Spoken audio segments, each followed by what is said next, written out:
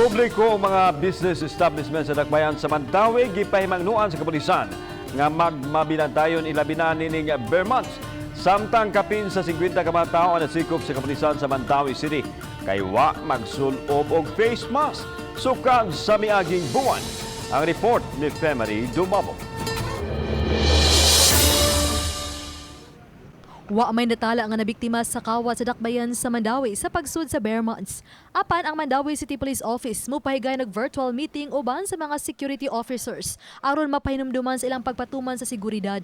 Mato di Police Colonel Jonathan Abelia nga dungan sa ilang pagpahinumdum sa hugot nga pagpatuman sa health protocol mo na usab ang pag-review sa ilang gipatuman nga seguridad ilabi na batok sa mga mood sa kawatan. Mga remittances ug mga bangko ang giparuvingan na sa mga pulis. Deployment sa mga establishment or kanang mga commercial establishments na ma-deploy gud natong personnel and in coordination sa ilang mga security providers na mo-conduct yun og monitoring.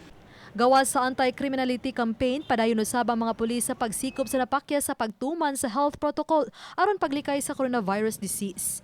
Kini labi na sa wa magsulob og face mask.